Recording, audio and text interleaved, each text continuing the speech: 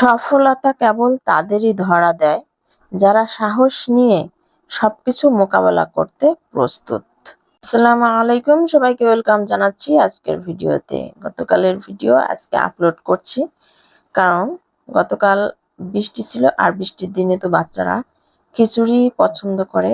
শুধু বাচ্চারা না, সবাই খিচুড়ি রান্না করেছে বৃষ্টির দিনে। আমিও খিচুড়ি রান্না করে নিয়েছি। বাচ্চাদের পছন্দের খাবার মুরগির মাংস দিয়ে ভুনা খিচুড়ি করেছিলাম। খিচুড়ি রান্না করার জন্য আমি মুগ ডাল প্রথমে একটু ঢেলে নিচ্ছি। যখন একটু ঘ্রাণ বের হবে তখন আমি নামিয়ে নেব। আর পেঁয়াজ আমি আগে থেকে কেটে রেখে দিয়েছিলাম ফ্রিজে। এজন্য রান্না করার জন্য অতটা ঝামেলা আমার হয়নি। শুধু মাংসটা কেটেছি, চাল ধুয়েছি আর মশলাগুলো দিয়ে একসাথে আমি সুন্দর করে কষিয়ে নেব। আর আজকে আমি স্পেশাল মশলা দিয়ে আমি খিচুড়ি রান্না করব।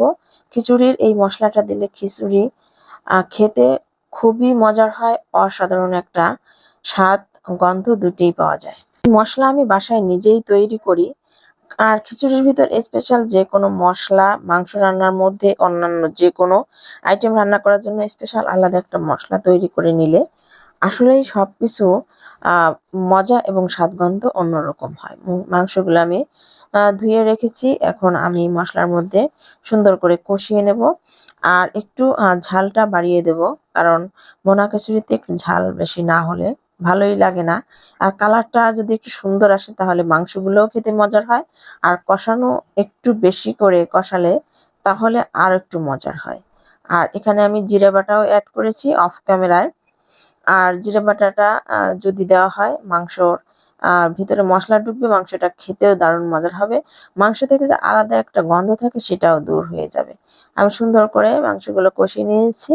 আর কষানোর মাঝে দিয়ে যে আমার তৈরি করা স্পেশাল যে মশলাটা সেটা আমি মাংসের মধ্যে দিয়ে দেব।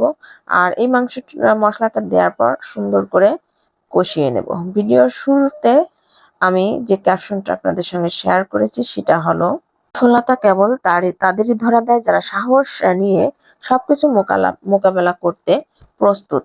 সফলতা এমন একটা মিষ্টি ফল যা অতি সহজে কারো হাতে আসে না। এটি অর্জন করতে হয় মানুষকে ভিতরের ভয়, দুর্বলতা, প্রতিকূলতার সঙ্গে যুদ্ধ করতে হয়। যে মানুষ জীবনের প্রতিটি চ্যালেঞ্জের সামনে সাহস নিয়ে দাঁড়াতে পারে তার জন্যই সফলতার দরজা খুলে যায়। আমরা অনেক সময় স্বপ্ন দেখি, কিন্তু সেই স্বপ্ন পূরণের জন্য ঝুঁকি নিতে ভয় পাই। অথচ ভয়ই হলো মানুষের সবচেয়ে বড় শত্রু। ভয়কে জয় করতে না পারলে সাফল্যের পথও রুদ্ধ হয়ে যায়। ইতিহাস সাক্ষ্য দেয় যারা ভেঙে পড়েনি, যারা প্রতিকূলতার দেয়াল ঠেলে সামনে এগিয়েছে, তারাই আসল সাফল্যের স্বাদ পেয়েছে। সফলতা মানে শুধু টাকা বা খ্যাতি নয়, বরং নিজের লক্ষ্য পূরণ করা, নিজের সক্ষমতা প্রমাণ করা এবং জীবনের আসল মানে খুঁজে পাওয়া। সাহসী মানুষ জানে ব্যর্থতা কেবল একটি ধাপ, এটি শেখার সুযোগ, থেমে যাওয়ার কারণ নয়।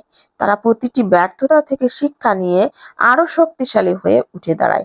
তাই বলা যায়, সফলতা কখনো ভীরুদের হাতে ধরা দেয় না, এটি সবসময় তাদের জন্য অপেক্ষা করে যারা আত্মবিশ্বাসী, দৃঢ়প্রতিজ্ঞ এবং সাহস নিয়ে প্রতিটি পরিস্থিতি মোকাবেলা করতে প্রস্তুত।